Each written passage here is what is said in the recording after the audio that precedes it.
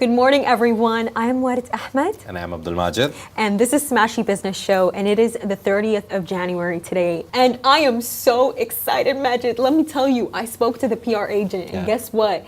We're going to be speaking to Hind Al Mulla. I am so excited. I am such a big fan. Basically, she's the founder of Home Bakery. And I always tell Majid this, but I always order her stuff. I always do. I get her Nutella chocolate chip cookies and her pistachio cookies. I'm just so excited. I am. But then I was told that Terry Crew is not a possibility. So I'm a bit bummed out about that, but we'll see what happens. So no, my weekend will not start in the weekend. It will start later. No, you know when it actually starts? It starts like at about like 8 p.m. I'm always one of those people when like I get home, I like to finish up any like unfinished work or like prepare for the next day of work. So at 8 p.m. that's when it's all done. And then I sit there and I put on Abbott Elementary. And you know what I start doing, Majid? I get like a cup of tea. And have you ever heard of Abdul Majid? What?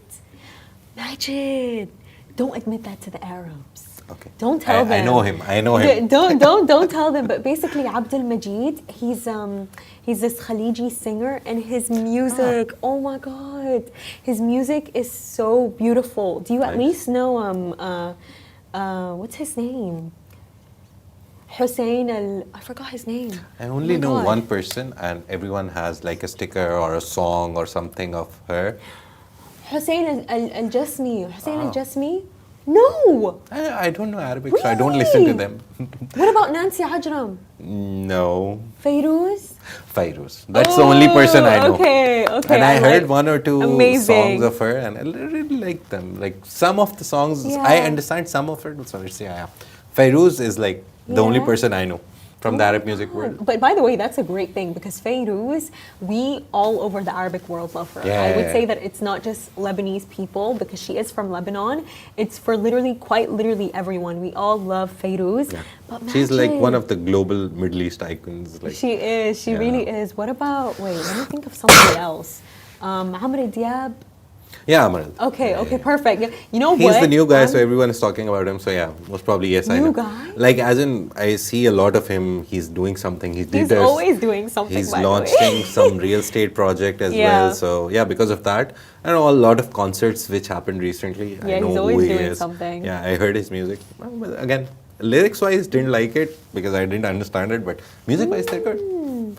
Really? Yeah. You have to like understand the song to really enjoy it. I'll start listening to all these guys now. I'll take a list from you. I'll listening give to them with you the subtitles. list. Yeah. Annika was just telling me outside how like I need to sign up to the company's Spotify and start adding all of my music in there. So I'll definitely add in Abdul Majid. But he's amazing, by the way. And his tickets, let me tell you, the tickets to his concert are expensive.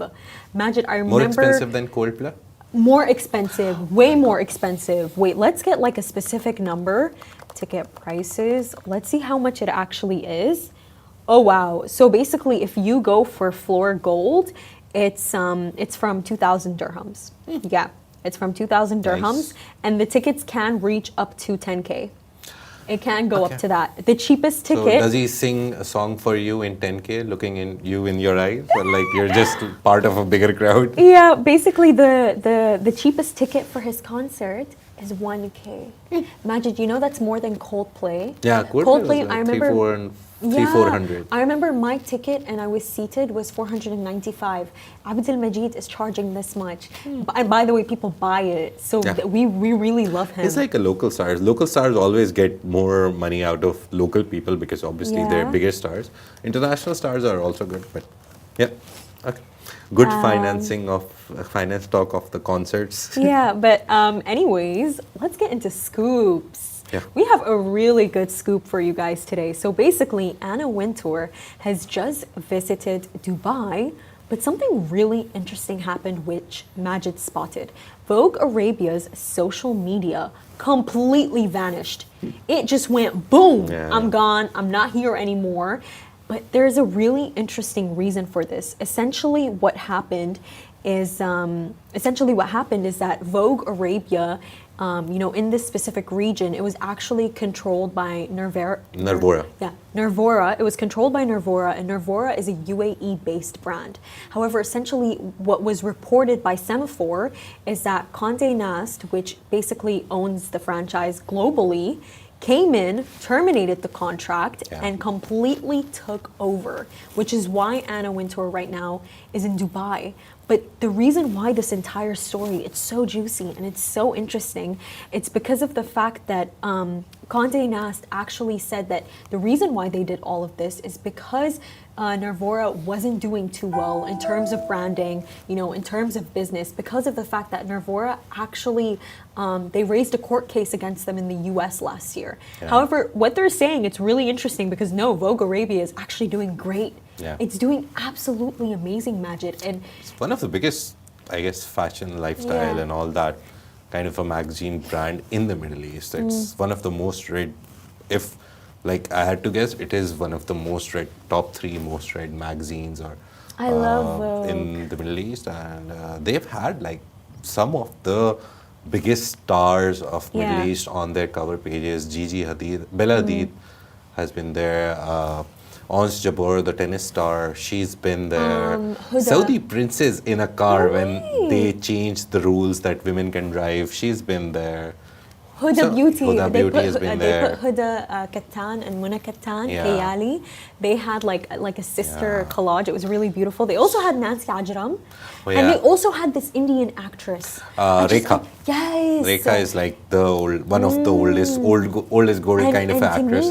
To me, like seeing all these faces that they had, that's what tells me that they were really doing well. Because if you know the Arab region, you know that here, not only do you have like all these entrepreneurs like Huda Beauty who came from the US, you have amazing singers like Nancy Ajram, and Indians, the Indian population in the Arab region, it's so big. So the fact that they had Rekha, like that tells me that they completely understood the context of this region. By the way, everywhere that I go, I always see an Indian. I always meet an Indian. Honestly, I love it. Like they're all over the country. But they also had Halima Aden, and I mentioned Halima Aden specifically because she was actually the first hijabi model in the world. Yeah, she was the first hijabi model in the world, and her story is really inspiring, Majid, because Halima actually was born in 1997, and she was actually born in a refugee camp in Kenya. And then right after that, at age 6, she's Somali. At age 6, she actually moved to the US. And you know that when I remember, I'll never forget this, especially as like a little girl. When do you ever see a model with a hijab? You never. You would never. I remember when I saw the entire thing, it was like such a big story, like 5 years ago. And I remember, you know what she said, by the way? Her first magazine had just come out. Imagine, she was still working as a nurse in the hospital. She went like, I was mopping, and all the doctors and everybody was looking at me like, girl, what are you still doing here?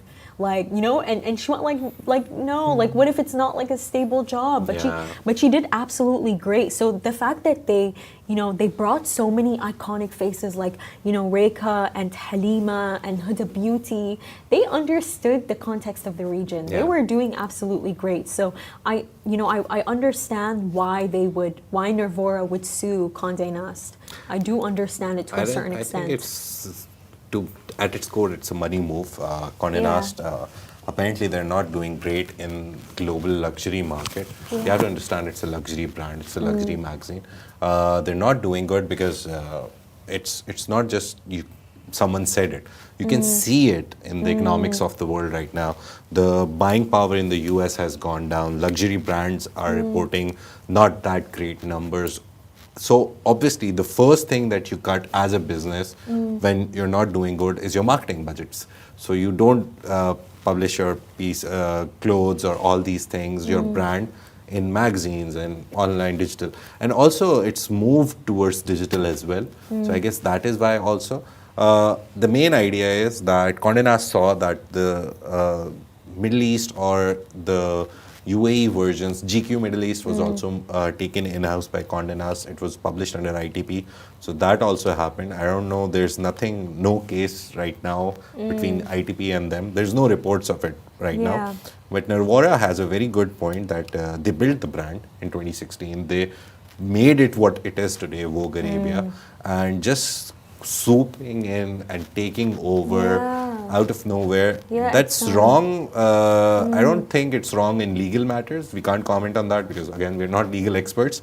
But ethically, morally, if you look at business ethics, I don't think it's a good idea to just come in and say, thank you very much for building the brand. Now we'll take over. Yeah, and it's completely sad because, guys. And this market is doing better in business. Of Right? course. Middle East is the new Europe, as per Mr. His Royal Highness King Mohammed bin Salman, that it's the new Europe. So all the businesses here are flourishing. So their marketing activities also increased with that.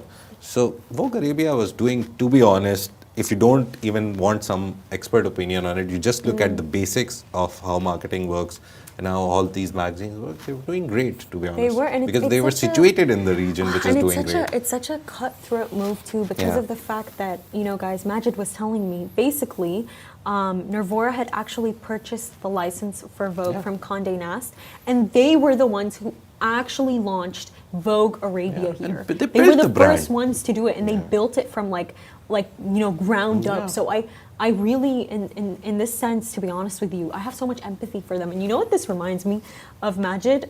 Just like a side plot. Yesterday, you know how I went to that shoot for Al Safadi? So I was talking to Abid Al Safadi. And Abid Al Safadi is the son of Fadi, who started the entire Al Safadi enterprise. I believe it was in the 1990s. He told me that we had started the business in Lebanon, our first shop, and then our father had expanded it into the UAE. And you know what he told? He told me that I really focused on in that entire story, which made me love Al Safadi more than I already did.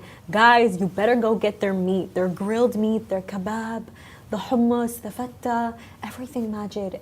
But basically what Abid told me is that, by the way, most of the employees that we have, he told me that they have 1,100 employees. Yeah. And he said that most of the employees that they have are people that have stuck with them for 20 years. He told me that his chief of butcher is a Sudanese guy, who's been with his dad since he actually opened the store in Lebanon. Nice. Isn't that crazy? And I remember I even brought up the story to my cousin in the car this morning, and he was like, by the way, Ward, if you want to know something about Sudanese people, he used this word in Arabic. They're very mukhlisin. A mukhlis person, honest. Majid, not just that, but somebody mukhlis, they have your back. They wouldn't just it's actually a word in Urdu as well, mukhlis. Really? No way. It has the same meaning. Oh my God, that's so interesting. Yeah. I didn't know that. But basically, he said that he also said this thing of ma binsul ma'roof. And when you don't forget ma'roof, you don't forget what somebody has done for you. Yeah. And so it was, for me, what made me even look at the brand Al Safadi and actually respect it more. And I was even telling my cousin, we gotta go this weekend. It was the fact that they have so many loyal employees. And by the way, when you have loyal employees, and I firmly believe this, it signals to very strong management. Yeah. It signals to a very healthy workplace. And so the fact that, seeing what Condé Nast has done and the lack of loyalty here, it's very disheartening to see. And by the way, Majid, I do believe in karma. Let me tell you, karma is real. What you do, you get done. It gets done to you because the world will spin. In business, karma doesn't matter because they look at the financials. They just came and took over. Business karma is real. Yo, this is an argument. It is an argument. Business karma is real because look at how a few weeks ago, Al Habtoor, he went on X and he told Mohammed Al Abbar, the founder of Amar, he was like, yo, maybe you lost $1.4 billion in America because of the fact that you don't believe in meetings. Yeah. But then look at Habtoor, 4 days ago. He incurred losses of $1.4 billion in Lebanon and announced completely departing the country. So, no, I think business karma is real. It is real. You don't think so? It is, honestly. I think it is. Isn't the irony crazy? It's not karma, I guess. It's just bad decisions in business. You make bad decisions and you'll pay for them. That's the hardest, core principle of business. Yeah. Don't make bad decisions. And even if you make it, you lost 1.4 billion. just learn from it and never make that mistake again. And Majid, with these media groups, it's so interesting the dynamic that they all have. Me and Majid were having this discussion. Like, for example, in the UAE, so the national news, you said that the Khalij Times, it's owned by somebody Indian. Yeah. Yeah, and basically, news publications like the National, Sky News Arabia, Al Ain News, CNN Business, Arabic Euronews, they're actually all owned by International Media Investments, which even more interestingly is also owned by International Holding Company, which is chaired by Sheikh Tahnoon. Isn't that such an interesting? It's. You look at Abu Dhabi, you look at all the companies, you'll find 3 or 4 things common. Sheikh Tahnoon, International Holding Company, Crazy. G42. Wow. And one of the sovereign wealth funds. But ADIA, Mubadala, someone. ADQ also. You know why I found that so interesting? The fact that the company that is chaired by Sheikh Tahnoon owns all of these media companies. Yeah. Because think about it. You control AI and you control the media. Yeah. That level of power, that's crazy to see. Also, it translates into better control over the safety and security that you see. You every day see a story that someone got 50,000 fine because they said something bad to someone on the internet, and that is how. Yeah, this happens. Every day you go to some newspaper, you'll find it in the corner that someone got fined because they left a bad review for the hotel, and they see the whole case. That's the good thing. The court looks at the case. If the review by the person for the restaurant is wrong, it is proved wrong, you'll get a fine. So I guess it also delivers like some form of individual liberty. You can give up 4 or 5% of your individual liberty for 95% of safety. Again, very philosophical, very deep argument. We can do it another day. But yeah, Arab Health is happening. Today is the last day of Arab Health, which is taking place as DWTC at the World Trade Center. They, on Thursday, lit up the Burj Khalifa and said that finally we're so big that now we're renaming it to World Health Expo, which is WHX. So from next year, 2026, you'll see it as World Health Expo now. And Arab Health, it's one of the biggest events in the medical industry, if not the biggest. To be honest, I think it's the biggest. But that's my bias, I guess, towards whatever happens in the UAE. GITEX, one of the biggest tech conferences. So all these things. There's a lot of announcements that came out of it. The very first one, which I did a story in the morning, I found it interesting, is that there's a US investment company. It's a healthcare fund called Akkad Holdings, and they are investing 200 million in Saudi Arabia to build a factory. And what are they building? IV fluid factory. It's not going to be like some modern like great medicine which can like cure cancer. It's just going to be an IV fluid factory. But the main idea behind this factory is that Saudi Arabia wants to create all their medical stuff, which includes IVs, injections, whatever goes into the medical industry. They want to produce it locally, which is a part of like Saudi vision, to be honest, eventually. And they're actually going to build it in King Abdullah Economic City, the Mecca province in Saudi Arabia.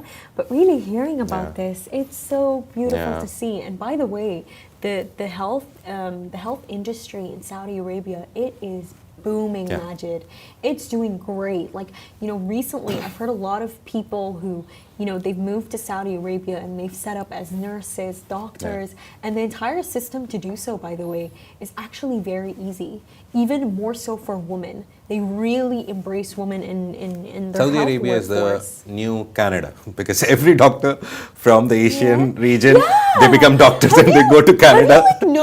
Have you noticed? Now they're going to Saudi Arabia. They're all going to Saudi Arabia. Like it's like really strange because every single doctor that I know, they've just moved there. They've gone there, and honestly, like I see why. Actually, to be honest, I would say it's the Middle East. It's the new Canada for doctors, because Canada, like expenses, everything.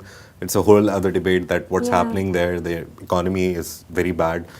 Taxes are too high. Buying power has gone completely. By the way, even buying eggs has become nearly impossible. What? Yeah, but one of my aunts lives there, and she's like, it's becoming impossible every day. The economy is so bad, and everything is so expensive. Bless her. So that is one thing. But coming back to Middle East, it's always been a hub for a lot of doctors.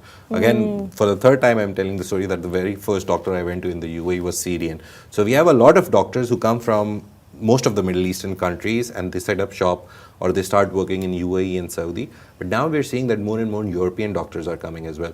I recently visited one of the doctors from Ukraine. She's my son's speech therapist. She's from Ukraine. So everyone, it was just the Middle Eastern countries. Now everyone is looking at this region to even come into the field of surgery or anything related to medical field. UAE recently announced that they're making a single license system. I just saw it. I didn't read the full report. Again, very away from business. But I read the main part that every emirate, if you want to work in Abu Dhabi, you'll have to get an Abu Dhabi license, medical license. So you study medical in your country, wherever. You come here, you have to apply for that license, give some exams. Of course. So every emirate had its own exam.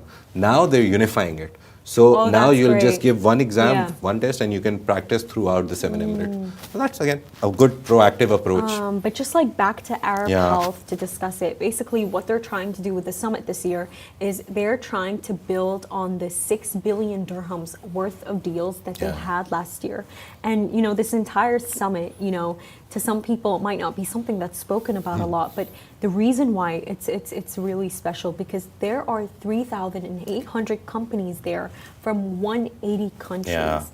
And you know, again, to have all these people there, including Saudi Arabia, Morocco, the US, the UK, China, India, Singapore, Taiwan, that's great that they're all coming there and they're pitching what they have because of the fact that, you know, we know the UAE. You know, Abu Dhabi's been voted as the richest, you know, capital in the world. So, you know, the funding is here, and nothing makes me happier than when the health industry is booming, and it's booming for the right reason. Like Majid, I truly cannot wait for when somebody has a solution for cancer.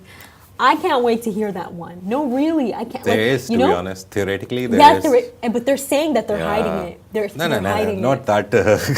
No. Really, there's a Chinese company. They've developed a very complicated system. It's not easy, but they've developed a complicated system for one form of cancer. They're putting a serum into you, which they've created. I don't know the details. I'm not a chemist, but I was looking into it, and then I went down the rabbit hole. So basically what happens is one cancer cell divides itself and becomes cancer, right? One cell in your body divides abnormally and it develops into a whole tissue which becomes cancer, which you see on videos and pictures. They're trying to stop cells from doing that. So theoretically, there's been a lot of research on cancer. Maybe we'll see today is the last day. Maybe someone comes up with, we have finally developed. But yeah, with AI coming in, that's the most important part. There's a lot of research which took like 10, 20 years now because of AI. The time frame has shortened. So we'll see a lot of AI implications in medical industry as well. Talking about AI, I just like 5 minutes ago said everything links back to G42, Sheikh Qanun, IHC, and Abu Dhabi's M42, which is a subsidiary of G42. So every country with which you hear a number 42, it's under G42. There's Space 42, there's Core 42, data infrastructure, and now there's M42 as well. That's like medical M for medical. And they're showing off the integration of artificial intelligence into treatments now as well. So they're also exhibiting there.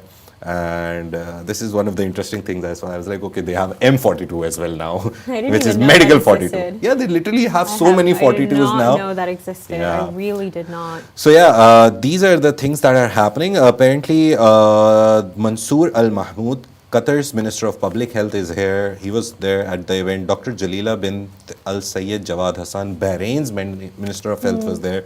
Dr. Khalid Atif Abdul Ghaffar, Egypt's Minister of Health. So these are like the big 3 people from this region that are there. And talking about the big people, I think we should just mention that there is World Government Summit happening on February 11, 12, and 13. And you'll expect Microsoft CEO Sundar Pichai is coming. And it's going to be held in Riyadh. The World Government Summit, no, it's in Dubai. It's always, it's a very Dubai-specific event. So World Government Summit is happening. Sundar Pichai is coming. Alibaba CEO, again, forgot the name, sorry. Not Jack Ma, the other one, the CEO, he's coming. And Larry Ellison of Oracle, one of the guys which just recently announced the 500 billion Stargate project with Trump, he's also coming. And then you have 30 plus Minister of States, like ministers actually, and then 10 or 15 head of states, like presidents and prime ministers, they're coming. It was all announced yesterday at a press conference by Mr. Gargavi. I always forget his full name. Mr. Gargavi, I'll just tell you who he is, but I've seen him more and more, appearing more and more everywhere. Muhammad Gargavi, I guess. He was at the 1 billion summit as well. It was under his patronage that the 1 billion follower summit. So he's an Emirati politician who is the Minister of Cabinet Affairs of the UAE and the chairman of the Executive Office of Sheikh Mohammed bin Rashid Al Maktoum in the government of Dubai. So he held the press conference and he announced all these things, that it's going to be nearly 8,000 people. And it's a very invite-only kind of event. Not everyone can just romp in. When is the date again? 11, 12 and 13. And at that same time, Leap is happening in Saudi Arabia. Okay. So yeah, February, they're doing it all before Ramadan. They're doing it all before Ramadan. They're making a lot of work for us. No, but you know what though? Honestly, it's perfect because I was having this discussion with my family, Majid, and they're like, "What? Like, how are you gonna work in Ramadan?" I'm like, "Y'all, there is no choice." No, honestly, like, aren't you like so low? If you no, like, but we have lesser working hours. That's the good part.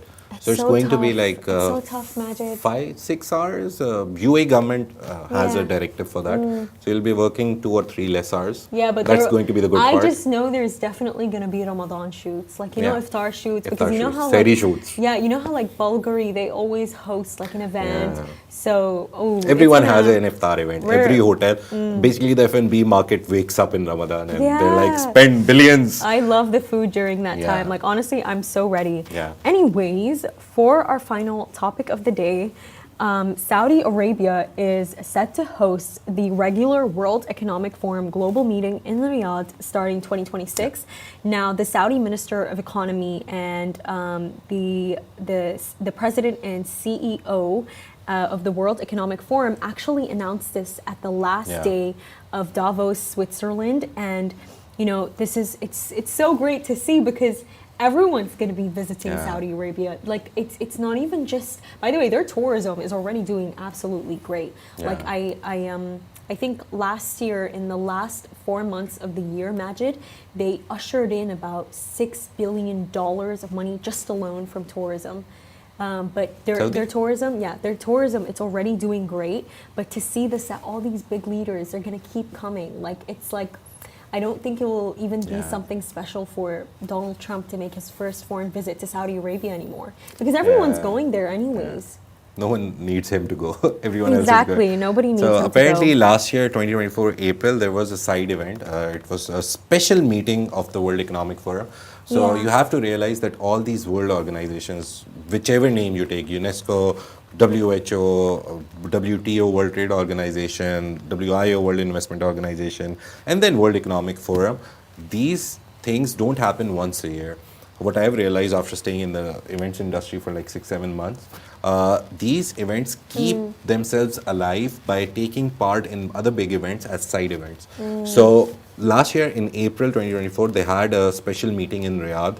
They saw the success of it. Then obviously, most probably, they saw FII 8 happening at such a grand scale, and they realized that we should make that April meeting that we did a regular. So in 2026, it's not happening this year in 2025 because World Economic Forum has already ended. But in 2026, spring they've said, they haven't said the month, but they've said spring. So we'll have a regular high-level meeting, which means that nearly the creme de la creme of World Economic Forum every year will also meet in Riyadh in Saudi Arabia every year before or after the World Economic Forum. So that's a good sign, again, for Saudi Arabia. I just have a fear that FII 8 may lose its importance because it's called Davos in the desert. Honestly, I feel like it's more tech-based, by the way. Especially seeing the discussions. FII 8? Yeah, I feel like it's more tech-based, especially the discussions that they were having. Yeah, the focus to was be on honest, AI. last year I thought every event was tech-based because everyone was talking about AI. Even I remember when I was at Global Media Congress, that was like that's exactly what they were discussing. But I guess it's the digital transformation across the globe and AI coming into play. That's the main thing. So yeah, this is like a very short story. And the AI boom that we've seen was recently brought to a halt by DeepSeek. And I wanted to talk about it, but I don't think we have time. But just to Yeah. give you some updates before we leave, DeepSeek has been banned in Italy because Italy was like, tell us how you're gatekeeping the bad things. And DeepSeek was like, thank you very much, we're not telling you. So Italy has banned DeepSeek, you can't access it in Didn't Italy. we predict this?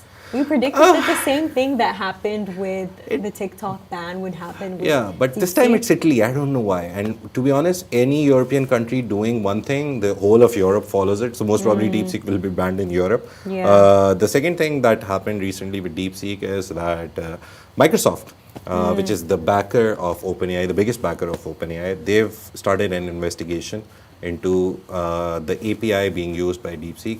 Microsoft believes that DeepSeek founders, they used OpenAI's API. API is basically one software talking to the other software and sharing data. So they So basically smart. think, If they did that, that's so smart yeah. though. And then there's the last thing that is the most important thing that I saw. Scale AI is one of the biggest startups in the world right now, and its founder was talking to CNBC, and the video clip where he says that DeepSeek has 50,000 H100s and they used those to train DeepSeek. He made that claim on CNBC and the clip was shared on social It's media. just a claim And though. Elon Musk, interestingly, went there and replied, yes, I agree. So yeah, there's a lot of So there's things. no confirmations. As There's we no know confirmation, now, there's they a lot used of, H800. But in the Yeah. end of the day, to be honest with you, Majid, I think they're just all intimidated by the fact that OpenAI used $7 billion And they're to build using just ChatGPT, and they 6 just million. used $6 million. Yeah. So I think they're going to try and find, even if, listen, That's in the main life, point. I truly feel like everything has a fault in it, by Yeah. the way. I just think that in this one specifically, they're going to nitpick it for sure, 100%, and they're going to try to find a fault just for America to look better again. And with that being said, thank you so much for watching, everyone. This is Smashy Business Show, a Smashy Business production under the Augustus Media Podcast Network. You can find our newsletter on Smashy TV, and please make sure to follow us on all our channels. Have a lovely day.